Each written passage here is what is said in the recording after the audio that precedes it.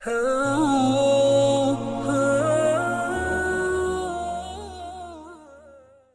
نے جو متعدد مواقع سے آیات مبارکہ آپ کو سنائی کہ ہر جگہ پر چوٹی کی چیز صبر ہے، آخری چیز جو بیان ہوتی ہے وہ صبر ہے۔ سورۃ العصر میں آخری بات وَتَوَاصَوْا بِالصَّبْرِ یا ایھا الذین آمنوا استعینوا بالصبر والصلاۃ، اے ایمان والو مدد حاصل کرو صبر سے اور نماز سے۔ ان اللہ مع الصابرین، اللہ تعالیٰ صبر کرنے والوں کے ساتھ ہے۔ اور پھر آگے چل کر وبشر الصابرین الذین اذا اصابتهم مصیبۃ قالوا انا للہ وانا الیہ راجعون، اے نبی بشارت دیجئے، خوشخبری دیجئے ان صبر کرنے والوں کو کہ جن پر جب بھی کوئی تکلیف یا مصیبت نازل ہوتی ہے تو کہتے ہیں کہ ہم اللہ ہی کے ہیں اور اللہ ہی کی طرف ہمیں لوٹ جانا ہے۔ صبر کا مفہوم ہے اپنے آپ کو تھامنا، روکنا، برداشت کرنا، تحمل کرنا، اور جو بھی اپنا ایک طے شدہ مقصد ہے کسی بھی مخالفت سے بددل ہوئے بغیر، کسی بھی تکلیف یا مصیبت سے ہراساں ہوئے بغیر اس کی طرف پیش قدمی کیے چلے جانا۔ بڑی سخت سردی پڑ رہی ہے، فجر کا وقت ہے، گرم پانی کا اہتمام نہیں ہے، اب اس وقت فجر کی نماز کے لیے اٹھنا، ٹھنڈا پانی اگر ہے تو وضو تو کرنا ہوگا، اس ٹھنڈے پانی سے وضو کرنا، اس وقت لحاف سے نکلنا ہی بہت مشکل، ٹھنڈے پانی سے وضو کرنا اور مصیبت۔ یہ جب تک انسان میں صبر کا مادہ نہ ہوگا ممکن ہی نہیں۔ اس کو کہیں گے صبر علی الطاعہ، اطاعت پر صبر کرنا۔ ناگواری محسوس ہو رہی ہے لیکن اس ناگواری کو برداشت کرتے ہوئے انسان اللہ کے حکم کے اوپر جمع رہے، اللہ کے حکم پر عمل کرے۔ یہ کیا ہے؟ یہ صبر ہے۔ اگر یہ صبر نہیں ہے تو ظاہر بات ہے کہ انسان اللہ کے اس حکم پر عمل نہیں کر سکے گا۔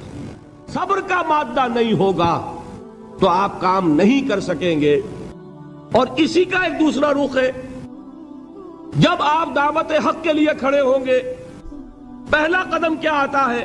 استہزاء، تمسخر، مذاق اڑانا، جس کی میں مثال اب دینا چاہتا ہوں محمد الرسول اللہ صلی اللہ علیہ وسلم کی شخصیت سے۔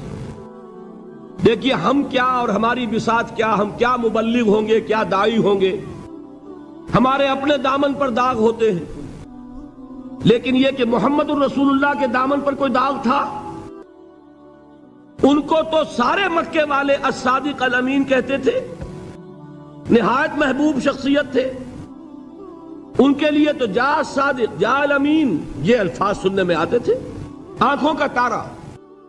لیکن جب آپ نے دعوت اب شروع کی، اب قرآن مجید میں دیکھیے کسی نے کہا مجنون ہو گئے، دماغ خراب ہو گیا، پاگل ہو گئے، اجی شاعر ہیں، کچھ شعر جوڑ لیتے ہیں ہم پر دھوک جماتے ہیں۔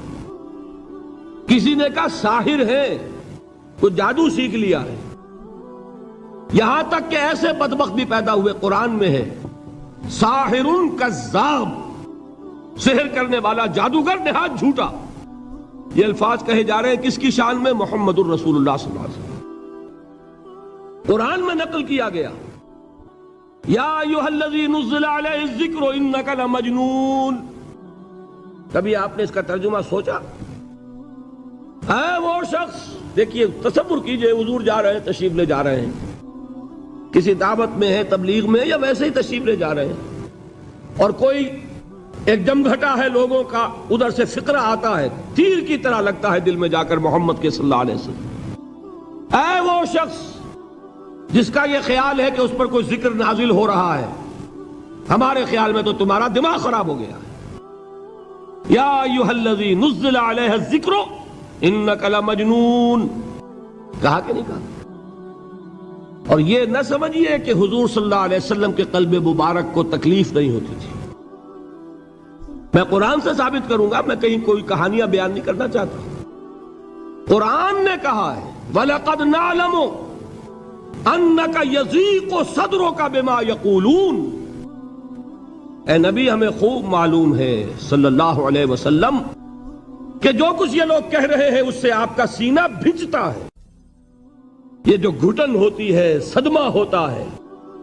أَنَّكَ يَضِيقُ صَدْرُكَ بِمَا يَقُولُونَ. ہمیں خوب معلوم ہے کہ جو کچھ یہ باتیں آپ کو سننی پڑ رہی ہیں، یہ کڑوی کسیلی باتیں، یہ جو فقرے چست ہو رہے ہیں، استہزاء ہو رہا ہے، تمسخر ہو رہا ہے. سورہ حجر میں ہے، ایک جگہ کھڑے ہوئے لوگ قرآن کا مذاق اڑا رہے ہیں. بھائی فلاں آیت تم لے جانا، فلاں آیت میری ہوگی. اس کے ٹکڑے کر رہے ہیں، اس کے ٹکڑے حصے بکھرے کر کے قیمہ بنا کر ان آیات کا تمسخر اڑا رہے ہیں. ایک جگہ قرآن مجید میں مذکور ہے کہ فرشتوں کا مذاق اڑ رہا ہے.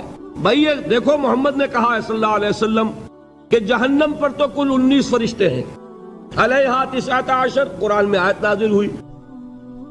ایک پہلوان کہتا بھائی 10 کو تو میں سنبھال لوں گا، باقی 9 کا تم انتظار کر لو. یہ باتیں آ رہی ہیں حضور کے کانوں میں. کلام الہی کے ساتھ کیا سلوک ہو رہا ہے، مجھ پر کیا فقرے چست کیے جا رہے ہیں، مجھ پر جس طریقے سے استہزاء اور تمسخر کا رویہ اختیار کیا گیا ہے.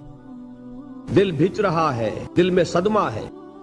دیکھیے سورہ نون ہے، اور میرے نزدیک یہ دوسری وحی ہے جو حضور پر نازل ہوئی ہے.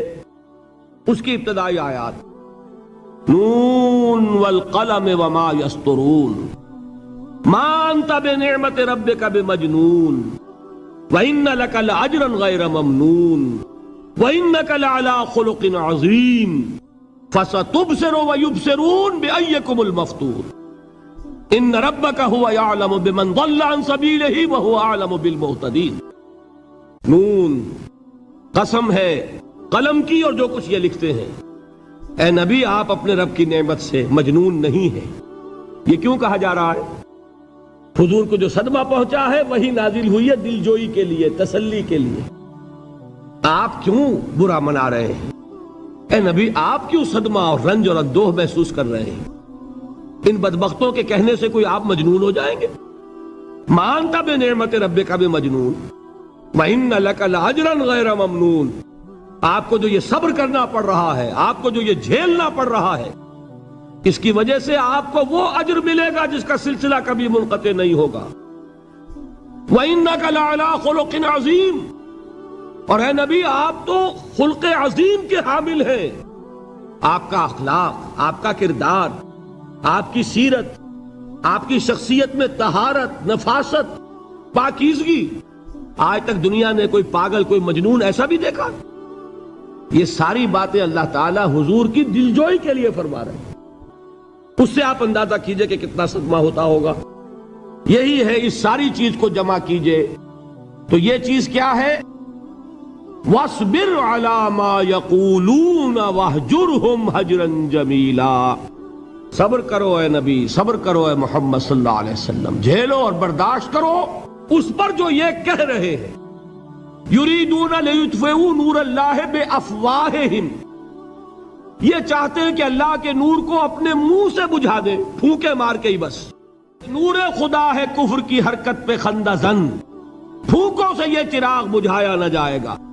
یریدون لیطفئوا نور اللہ بافواہہم واللہ متم نورہ ولو کرہ الکافرون. یہ چاہتے ہیں کہ اپنے منہ کی پھونکوں سے اللہ کے نور کو بجھا دیں، حالانکہ اللہ تعالیٰ تو اپنے نور کا اتمام فرما کر رہے گا، خواہ ان کافروں کو کتنا ہی ناگوار ہو. اس کی ترجمانی ہے نور خدا ہے کفر کی حرکت پہ خندہ زن، پھونکوں سے یہ چراغ بجھایا نہ جائے گا. یہی وجہ ہے دیکھیے مکی صورتوں میں خود نبی اکرم صلی اللہ علیہ وسلم کو اتنے مختلف پیرایوں میں صبر کا حکم دیا گیا. کچھ مثالیں میں دے چکا ہوں. وَلِرَبِّكَ فَاصْبِرْ، اسی طریقے سے وَاصْبِرْ كَمَا صَبَرَ أُولُو الْعَزْمِ مِنَ الرُّسُلِ. اے نبی صبر کیجئے جیسے کہ صبر کیا ہمارے اولو العزم رسولوں نے. وَاصْبِرْ وَمَا صَبْرُكَ إِلَّا بِاللَّهِ. اے نبی صبر کیجئے اور آپ کا صبر تو اللہ ہی کے سہارے ہے. وَاصْبِرْ لِحُکْمِ رَبِّكَ، یہ سورہ نون جس کی ابتدائی آیات میں نے آپ کو سنائی، نون والقلم وما یسطرون ما انت بنعمت ربک بمجنون، اس کا اختتام کیا ہوتا ہے؟ وَاصْبِرْ لِحُکْمِ رَبِّكَ وَلَا تَكُنْ كَصَاحِبِ الْحُوتِ اذ نَادَىٰ وَهُوَ مَكْظُومٌ.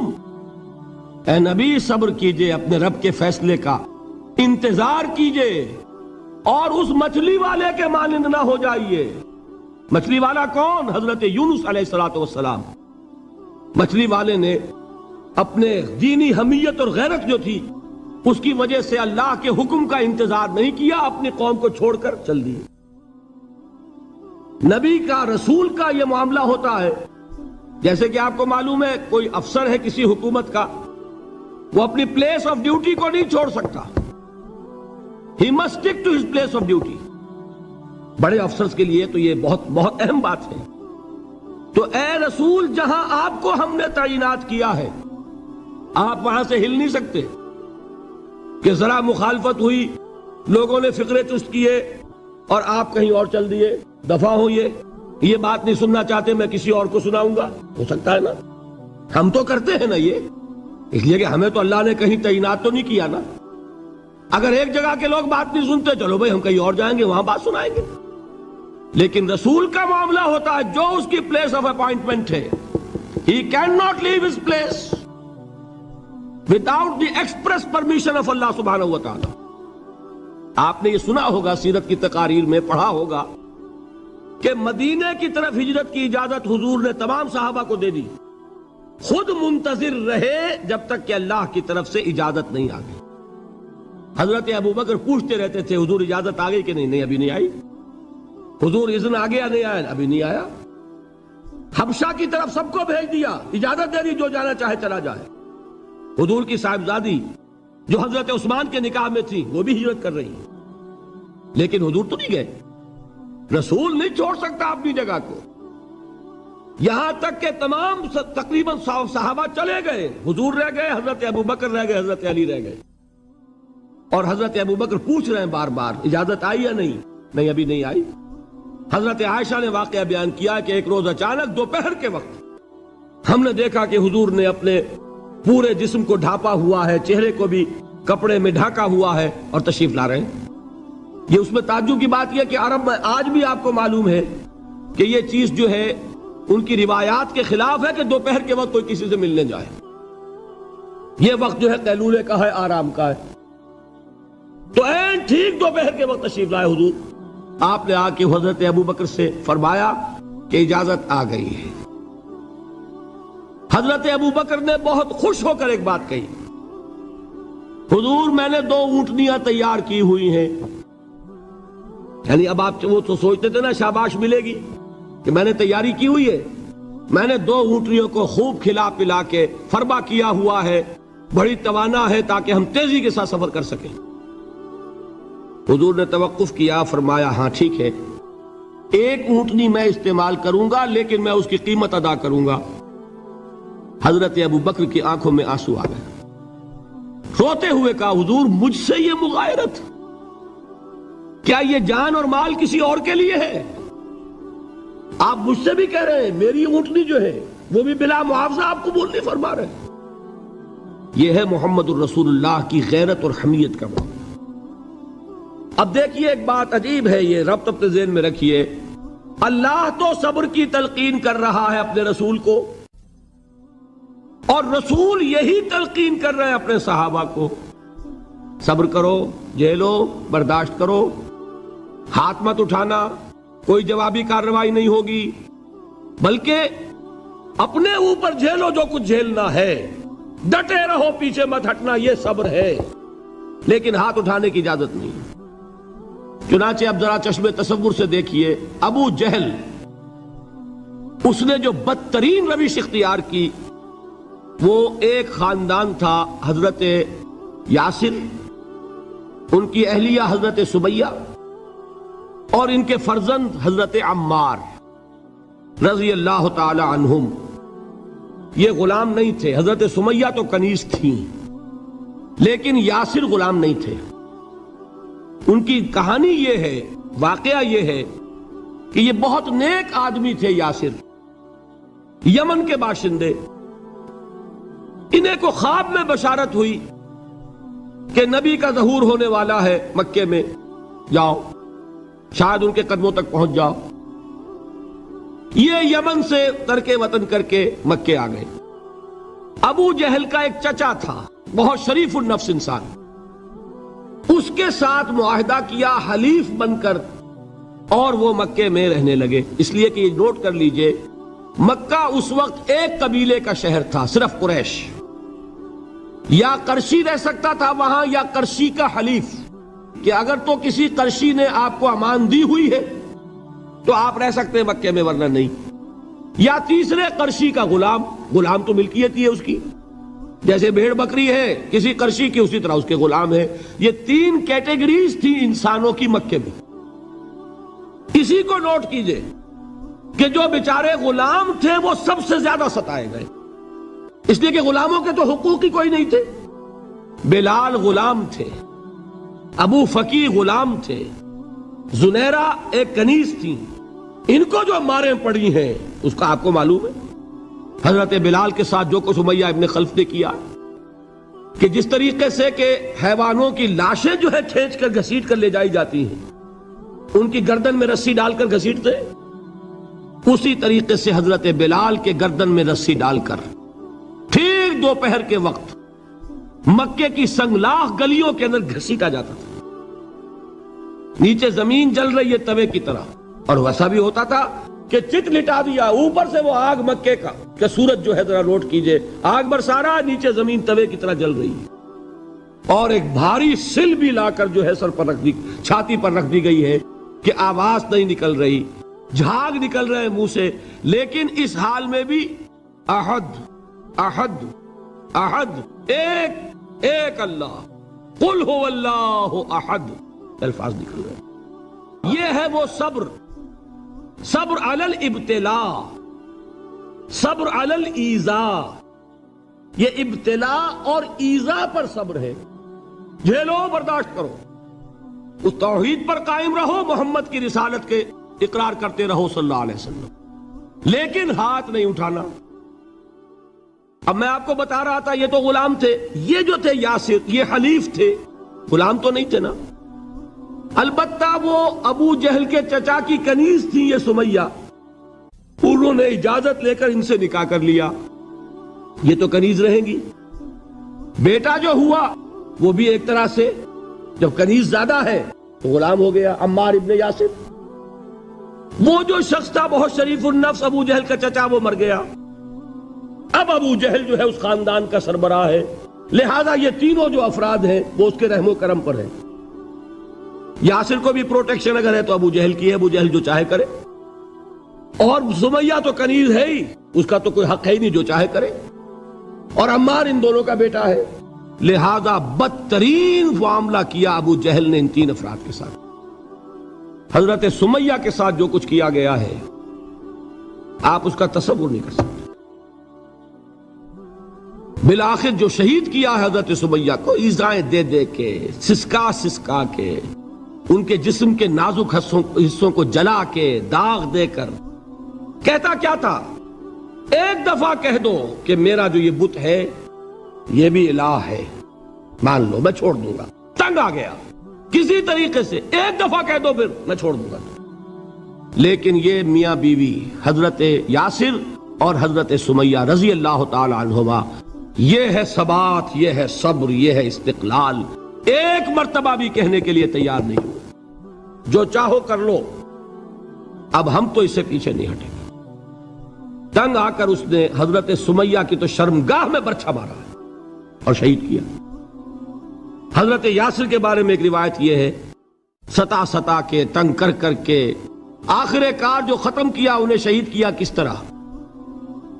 4 سانڈ اونٹ جوان، ان سے رسے باندھے، ایک رسے سے ایک بازو باندھا، دوسرے سے دوسرا بازو باندھا، تیسرے سے ایک ٹانگ باندھی، چوتھے سے دوسری ٹانگ باندھی، اور چاروں کو دوڑایا ہے کہ جسم کے پرخچے اڑ گئے. اس وقت سامنے سے حضور گزرتے تھے جبکہ آل یاسر کے ساتھ یہ معاملہ ہو رہا ہے.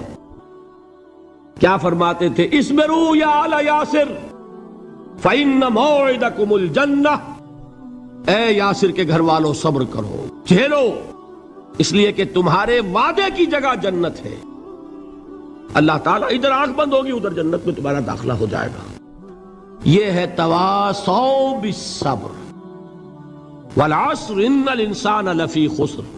یہ تواصوا بالصبر پر کون عمل کر رہا ہے؟ محمد الرسول اللہ صلی اللہ علیہ وسلم۔ دے تو بھی محمد کی صداقت کی گواہی۔ یہ صداقت کی گواہی دیتے ہوئے انہوں نے اپنی جانیں دے دی۔ 4 سے لے کر 12 تک 8 برس، اس کو کہتے ہیں پرسیکیوشن، فزیکل پرسیکیوشن، تشدد، مار پیٹ، جلانا، دہتے ہوئے انگاروں پر لٹانا، فاقے رکھنا، بھوکے رکھنا، ان کو ڈال دی گئی زنجیریں، گھروں میں بند کر دیا گیا نوجوانوں کو۔ حضرت عثمان کو چچا نے ان کے ایک چٹائی کے اندر لپیٹا اور دھونی دے دی، دم گھٹ رہا ہے، جان نکل رہی ہے۔ حضرت مصعب بن عمیر رضی اللہ تعالی عنہ، وہ نوجوان 200 درہم کا جوڑا ان کا سل کر آتا تھا شام سے تیار ہو کر، لباس معطر ہوتا تھا، جدھر سے نکل گیا پوری گلی جو ہے وہ معطر ہو گئی، انگلیاں اٹھ رہی ہیں، وہ جا رہا ہے مصعب، یہ خوشبو اس کی ہے۔ اس مصعب کے ساتھ کیا سلوک کیا؟ باپ تو مر چکا تھا، ماں نے پالا تھا، دولت بہت چھوڑ کر گیا تھا باپ، لہذا ماں نے بڑے ناز و نام میں پالا، بڑے لاڈ پیار میں، 200 درہم کا جوڑا تیار ہو رہا ہے۔ لیکن یہ کہ آپ کو معلوم ہے عرب کے اس معاشرے میں عورت کی کوئی حیثیت نہیں تھی، ماں کا اختیار نہیں تھا، چچا تھا اب سربراہ خاندان کا۔ چچا نے کہا مصعب اگر تم نے اپنے باپ کا دین چھوڑ دیا ہے تو باپ کی دولت پر بھی تمہارا کوئی حق نہیں ہے، نکل جاؤ گھر سے۔ اس نے یہ سوچا تھا کہ مصعب کے ہوش ٹھکانے آ جائیں گے، دن میں تارے نظر آ جائیں گے، ناز و نام میں پلا ہوا گھر سے نکل کے جائے گا کہاں، یہ سارا نشہ جو ہے توحید کا یہ حیران ہو جائے گا۔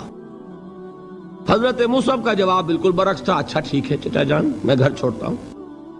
وہی بات جو کبھی کہی تھی ابراہیم نے، باپ نے کیا کہا تھا؟ واجرنی ملیہ، جاؤ چلے جاؤ، دفع ہو جاؤ میری نگاہوں سے۔ حضرت ابراہیم نے کیا جواب دیا تھا؟ سلام علیک ساستغفر لک ربی انہ کان بی حفیہ۔ اچھا ابا جان، آپ کا حکم یہی ہے تو میں چلتا ہوں، آپ پر سلامتی ہو، میرا رب مجھ پر بڑا مہربان ہے، میں اس سے آپ کے لیے استغفار کروں گا۔ جلدی، یہی جو ہے حضرت ابراہیمی کی نسل ہے نا قریش۔ آج ابراہیم کے ایک بیٹے کے ساتھ وہی معاملہ ہو رہا ہے، مصعب کے ساتھ، اور مصعب چلنے کے لیے تیار ہو گئے۔ چچا نے سوچا، میں سمجھتا تھا کہ ہوش ٹھکانے آ جائیں گے، یہ تو تیار ہو گیا نکلنے کے لیے۔ غصے میں آ کے اگلی بات کہی، یہ کپڑے جو پہنے ہوئے تم نے یہ بھی اسی مشرک باپ کی کمائی کے ہیں، اتارو ان کو۔ وہیں کپڑے اتارے، مادر زاد برہنہ گھر سے نکالے گئے۔ ماں کے پاس پہنچے، ماں نے آنکھوں پر ہاتھ رکھے، مصعب کیا ہوا؟ ماں سے کہتے ہیں کہ ماں میں موحد ہو گیا، اور وہاں سے گئے، پھر حضور کی خدمت میں کپڑے کہیں سے مانگے ہوں گے۔ یہ مصعب ہیں 200 درہم کا جوڑا پہننے والے۔ جب حضور پر مدینے کے 12 افراد ایمان لائے تھے، بیعت عقبہ اولیٰ ہوئی، انہوں نے کہا کہ حضور ہمیں کوئی شخص اپنا ایسا شاگرد دیجئے جو ہمیں قرآن پڑھا سکے۔ حضور نے حکم دیا مصعب جاؤ، اب مدینے جاؤ، یثرب جاؤ، یثرب والوں کو قرآن پڑھاؤ، انہیں تبلیغ کرو۔ مصعب گئے ہیں وہاں، 1 سال کی کمائی 75 افراد لا کر حضور کے جھولی میں اگلے سال ڈال دیے کہ حضور یہ میری 1 سال کی کمائی ہے، 72 مرد 3 عورتیں۔ بہرحال وہ مصعب بن عمیر ہیں جو غزوہ احد میں شہید ہوئے، اور جب شہید ہوئے تو ان کے جسم پر صرف ایک چادر تھی۔ یہی چیزیں ہیں اصل میں کہ جو ہمارے دلوں کو منور کرنے والی ہیں نور ایمان سے۔ وہ علم بردار تھے غزوہ احد میں، جھنڈا مسلمانوں کا ان کے پاس تھا۔ ایک ہاتھ پر ایک شانے پر وار پڑا، ہاتھ کٹ گیا، دوسرے سے تھاما، دوسرے پہ کٹ گیا، اب دونوں حصوں کے بچے ہوئے ٹکڑوں سے جھنڈے کو تھاما، گرنے نہیں دیا، یہاں تک کہ شہید ہو گئے۔ گرے ہیں تو جھنڈا گرا ہے۔ شکل میں حضور سے بہت مشابہ تھے، خبر اڑ گئی کہ محمد شہید ہو گئے صلی اللہ علیہ وسلم۔ یہ مصعب بن عمیر کا واقعہ ہے۔ جب ان کو اب دفن کرنے کا وقت آیا، اور شہید کے لیے کفن جو ہے اس کا وہی لباس ہوتا ہے جو شہادت کے وقت ہو، حضور کے سامنے ایک پرابلم پیش کیا گیا، حضور مصعب کے جسم پر تو ایک چادر تھی، اور وہ چادر بھی اتنی چھوٹی ہے، یعنی 2 گز کی چادر بھی نہیں ہے۔ اس سے اگر سر ڈھانپتے ہیں مصعب کا تو پیر کھل جاتے ہیں، پیر ڈھانپتے ہیں تو سر کھلتا ہے، کیا کریں؟ حضور نے فرمایا سر ڈھانپ دو چادر سے اور پیروں پر گھاس ڈال دو۔ یہ آخری لباس ہے جو محمد کے اس دیوانے کو اس دنیا سے رخصت ہوتے ہوئے ملا ہے، جس کا 200 درہم کا جوڑا چلتا تھا۔ یہ ہے صبر۔ برداشت کیا کہ نہیں کیا؟ یہ خباب بن الارت پیشے کے لحاظ سے لوہار تھے۔ سوچئے ایک زندہ انسان کو دہتے ہوئے انگاروں پر لٹایا جا رہا ہے، ان انگاروں سے کھال جلی، کمر کی چربی پگھلی، اس پگھلنے والی چربی سے وہ انگارے ٹھنڈے پڑے۔ یہ سب کچھ جھیل رہا ایک شخص۔ سوچنے والوں نے سوچا نہیں ہوگا کیا جرم تھا ان کا، تو بڑا شریف آدمی ہے، بہت اچھا کاریگر ہے،